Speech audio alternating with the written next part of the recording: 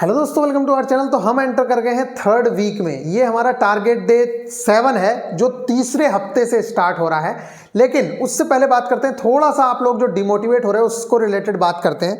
देखिए, मैं आप लोगों को बताऊं, सही बात भी है भाई, बहुत लगता भी है कि यार वैकेंसी तो आ ही नहीं रही है, हम तैयारी किस चीज़ की कर रहे हैं, फिर करें क्या।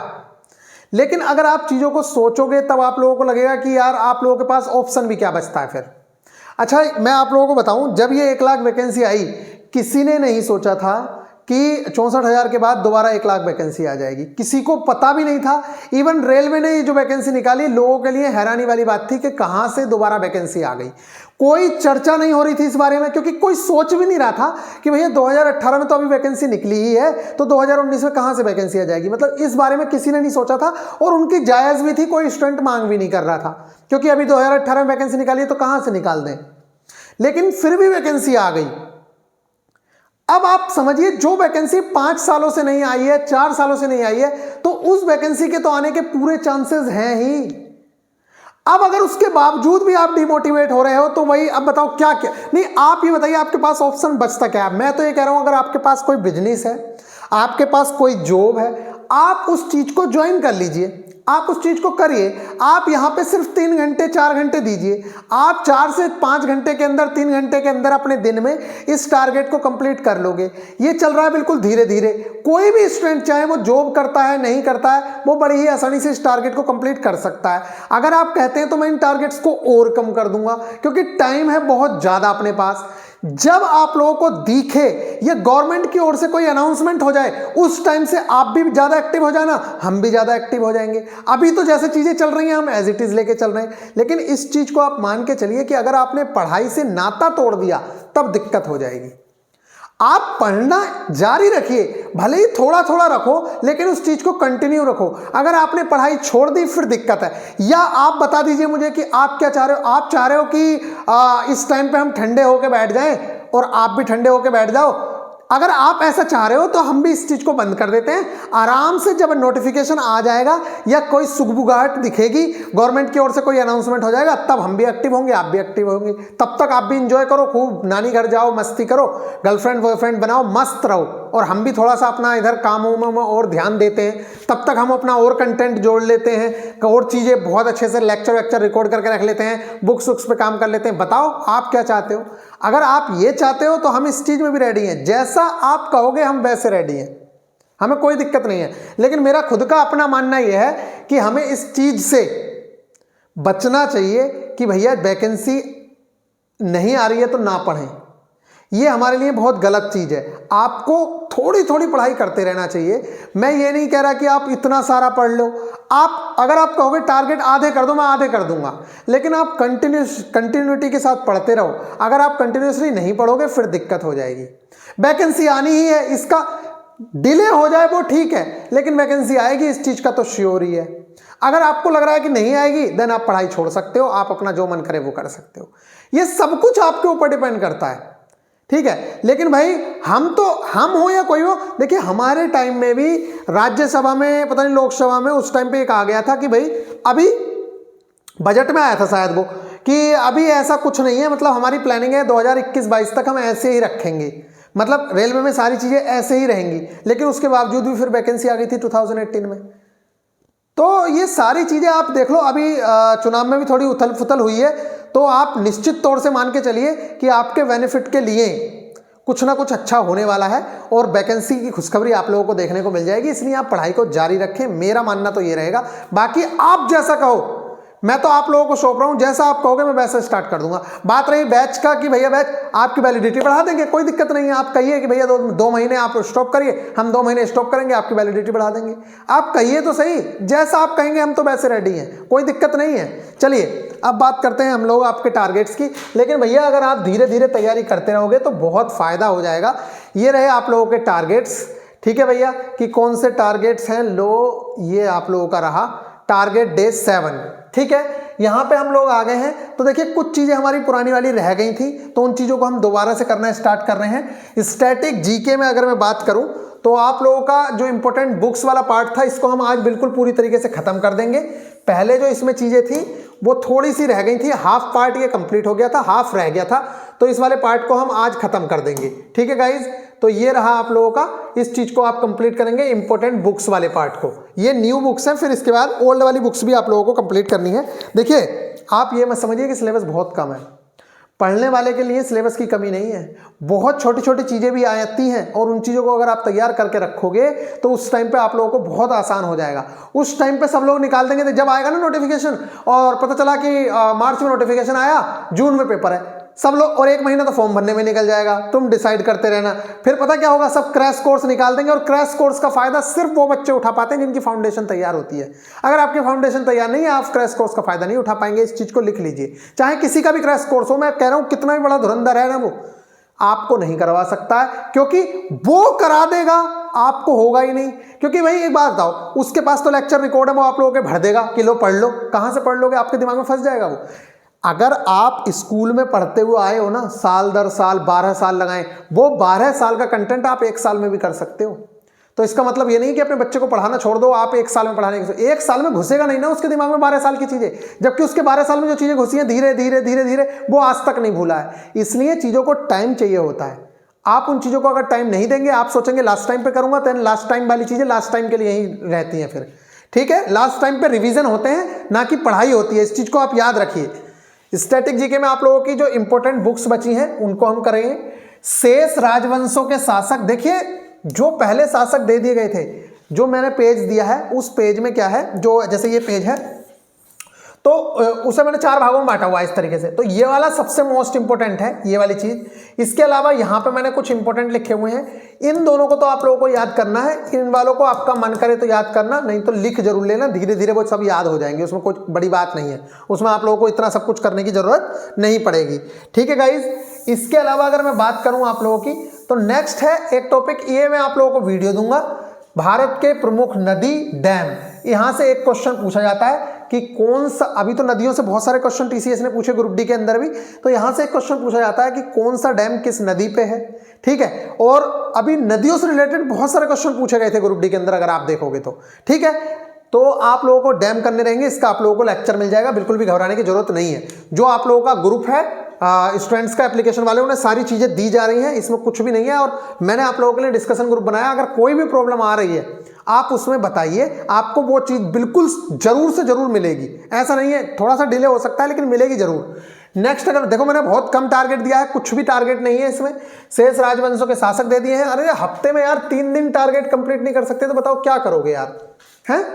आप बताओ क्या चाहते हो, 2 टारगेट दे दूं फिर? अब बाकी तो आपके ऊपर है।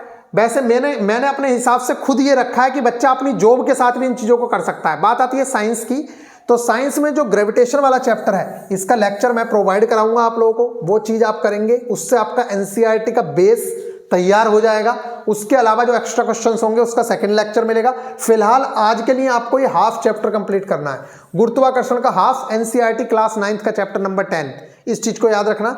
इसके अलावा force and laws of motion, इसके आप किसी भी बुक से, खान सर की बुक से, यूथ से, जो आपके पास बुक हो, PYQ 2018 कर लीजिएगा। PYQ 2018 जो ग्रुप डी में आए हुए हैं, 2021 वाले तो मैं डाल के दूंगा, बुक तैयार कर रहे हैं उसके लिए, और 2021 ग्रुप डी के सारे क्वेश्चंस। मैं तो चाह रहा हूं जो बुक आ रही है वो उस तरह से सोच रहे हैं हम कि 2021 group D, 2018 ALP, CBT 1, CBT 2, जितने भी क्वेश्चंस आए हुए हैं वो सारे के सारे आपको 1 लाइनर फॉर्म में दे दिए जाएं, और जो सॉल्यूशन वाले क्वेश्चन है उनको अलग टाइप से, मतलब उन्हें अलग सोल्व कर दिया जाए, बाकी 1 लाइनर क्वेश्चन के फॉर्म में दे दिया जाए, जिससे कि आप जल्दी से उन चीज़ों को रिवाइज कर सकें। ठीक है, पढ़ने के बाद कम टाइम में उन चीज़ों के रिवीजन के लिए। तो लॉज ऑफ मोशन आप लोग ये देखिएगा, जुलाई की इंपॉर्टेंट डेट्स आप लोगों को कंप्लीट करनी रहेंगी, जो मैं मार्क करके देता हूं वो मोस्ट इंपॉर्टेंट होंगी। उसके अलावा आप करना चाहे तो करिए, अदरवाइज मत करिए, वो आपके ऊपर डिपेंड करता है। नेक्स्ट में बात करूं तो आप लोगों का है डाइजेस्टिव सिस्टम। क्या ये जो डाइजेस्टिव सिस्टम वाला पार्ट है, इसका आप लोगों को मैं लेक्चर सजेस्ट करूंगा, आप उस लेक्चर से कंप्लीट करेंगे। फिर इसके बाद हम PYQ करेंगे, किस चीज के, डाइजेस्टिव सिस्टम, जो पाचन तंत्र है आप लोगों का। आप लोगों को पाचन तंत्र से रिलेटेड देखिए CBT 1 में क्वेश्चंस मिलते हैं इनके, CBT 2 में इस चीज़ के क्वेश्चंस नहीं मिलेंगे, ये आप देख लीजिएगा। लेकिन जेई का CBT 1 हो चाहे ALP का CBT 1 हो, वहाँ से क्वेश्चंस देखने को मिलेंगे। जब हम CBT 2 के टारगेट्स कंप्लीट करेंगे, चीज़ें कंप्लीट करेंगे, तो उसमें मेन फोकस हम फिजिक्स पे, इंजीनियरिंग ड्राइंग पे, मतलब जो आप लोगों का सिलेबस है CBT 2 वाला, उसी सिलेबस में ज़्यादा रहेंगे, लेकिन 80% चीज़ें लगभग सेम रहेंगी। इस चीज़ को आप ध्यान मान लीजिए।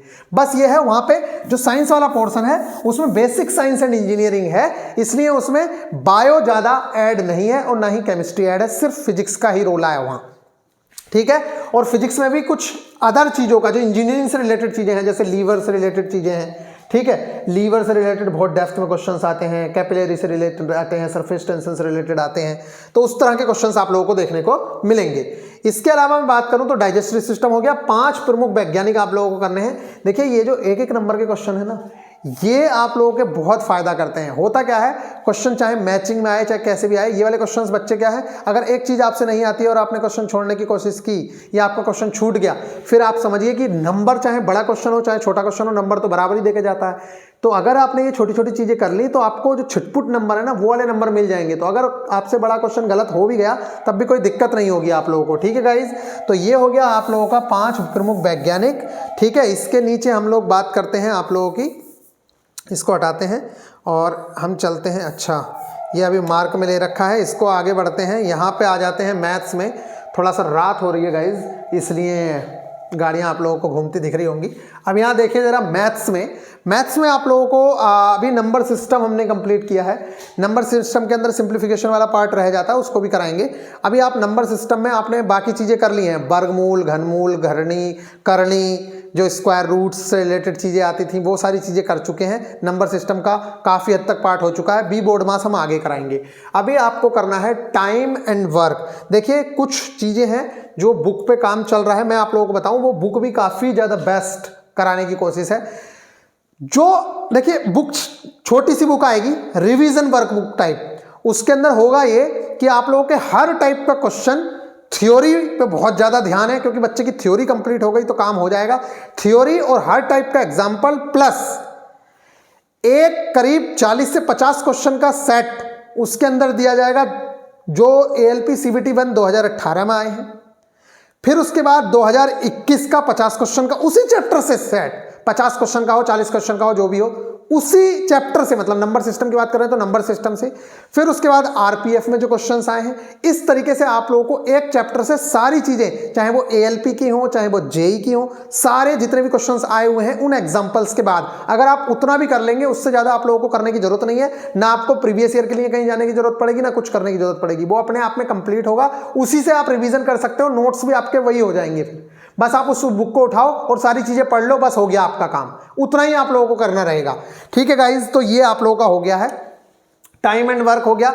HCF and LCM English medium के लिए भी सोच रहे हैं, इंग्लिश मीडियम के लिए भी सोचा जा रहा है कि क्योंकि इंग्लिश मीडियम की कोई अच्छी बुक नहीं है इस तरह की जो आप लोगों को प्रीवियस ईयर भी इतने अच्छे से प्रोवाइड करवा सके, तो उसके बारे में भी सोचा जा रहा है। आप लोगों को मिल जाएगी बुक, अभी जरा काम चल रहा है उस पर, ठीक है। तो ये आप लोगों के लिए रखा गया भैया टाइम एंड वर्क। ये आप लोग सिर्फ आज इसके कॉन्सेप्ट करेंगे। देखिए अब टाइम एंड वर्क करने का मतलब ये नहीं है कि एक दिन में आप सारे के सारे क्वेश्चंस कर लो। आपको 3 दिन तक चला तो रहा हूं ना मैं इस चीज को, टाइम एंड वर्क को। तो आप आज सिर्फ इसके कॉन्सेप्ट करें। जैसे RS अग्रवाल की बुक है मान लीजिए, उसके अंदर आप जाइए और उसके अंदर से सिर्फ और सिर्फ जो आप लोगों का थ्योरी है, आपके पास बुक होगी, थ्योरी और उसके एग्जांपल्स। आज के टारगेट में जब मैं पहले दिन किसी चैप्टर को स्टार्ट करता हूं तो आप उतना कर लिया करिए, और जब आप लोगों के पास बुक आ जाएगी अपनी वाली, तब उसमें जब मैं पहले दिन दिया करूंगा तो उसमें आपको सिर्फ उसकी थ्योरी और उसके एग्जाम्पल, जो 40 या 30 एग्जाम्पल हुआ करेंगे उस चैप्टर के, सारा निचोड़, सिर्फ वो करना है एक दिन। और उससे अगले दिन जैसे मैंने ALP दिया तो आपको ALP, जैसे मैंने पहले दिन दे दिया ALP JEE के प्रीवियस, तो आपको एक एक पूरा पेज मिलेगा ALP का, आप उससे ALP के सारे क्वेश्चंस कर लीजिए उस चैप्टर के। अगला पेज मिलेगा JEE का, तो उससे आप JEE के कर लीजिए। इस तरीके से आप कर पाएंगे, ठीक है। समय एवं कार्य, ये वाला चैप्टर आप लोगों को करना है। इसके अलावा HCF एंड LCM के PYQ करने हैं। देखिए रिमेनिंग पार्ट आधे से ज्यादा ये पहले कंप्लीट हो चुका था, और जो कुछ क्वेश्चन बचे हैं 10-5 क्वेश्चन, वो वाले क्वेश्चन और आप लोग कर लेंगे, बस आप लोगों का काम इससे हो जाएगा। इसके बाद में बात करूं तो आप लोगों ने काउंटिंग्स ऑफ फिगर रीजनिंग के अंदर जो रीजनिंग वाला पार्ट था उसमें काउंटिंग्स ऑफ फिगर ट्रायंगुलर वाला कर लिया था, उसके मैंने नोट्स भी प्रोवाइड कराए थे।